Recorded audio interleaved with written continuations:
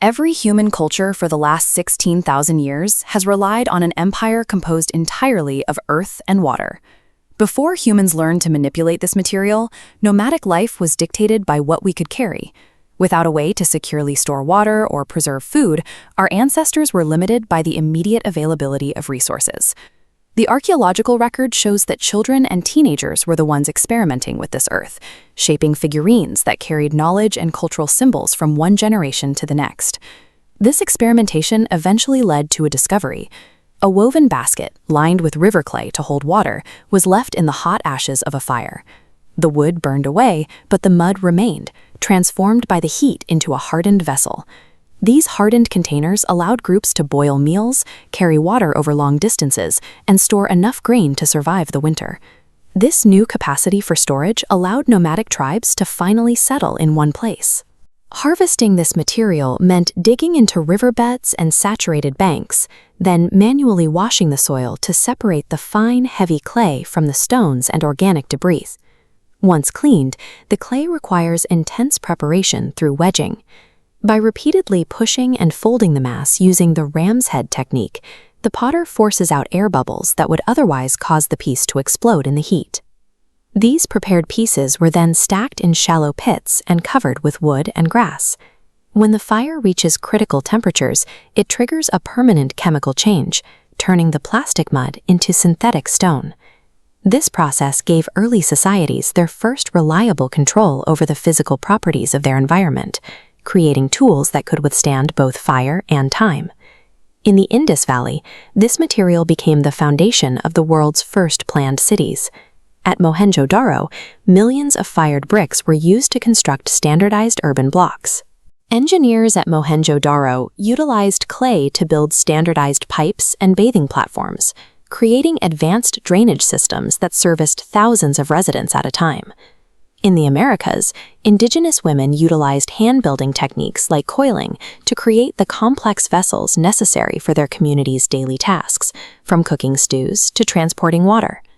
Nigerian knock artists used the same medium to sculpt intricate terracotta figures, creating large-eyed sculptures with complex perforated hairstyles that served as markers of social identity and power.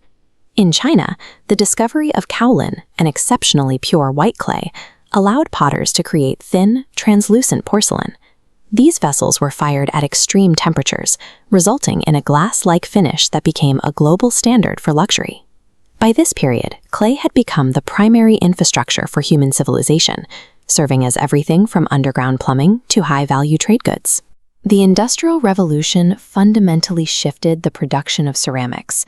The emphasis moved from the individual potter's intuition to the speed and volume of the assembly line. New methods like jiggering and jollying used mechanical tools and rotating molds to produce thousands of identical plates and cups in a fraction of the time. Eventually, automated roller head machines and granulate pressing replaced human hands entirely, using high pressure to shape ceramic bodies without the need for traditional throwing skills. While this mechanization made ceramics affordable for everyone, it severed the physical connection between the maker and the material, turning a handcrafted craft into a mass-produced commodity. Throughout the 20th century, plastics and synthetic polymers replaced ceramics in most daily applications, pushing traditional pottery to the edges of modern life. Yet, modern materials like steel and plastic will eventually decay. Fired clay does not. It remains in the earth, providing an indestructible record of the people who made it. These Roman amphora once carried the oil and wine that supported an entire imperial economy. Today, they serve as evidence of ancient trade routes that stretched across the known world. Archaeologists reconstruct the lost stories of human migration and social change by analyzing 16,000-year-old ceramic shards found at dig sites across the globe. The enduring value of clay is found in its role as an archive. Long after the people and their empires are gone, the fragments of their pottery remain. Today, studio potters and craft-focused brands are returning to these traditional methods, reviving techniques like pit firing and hand building.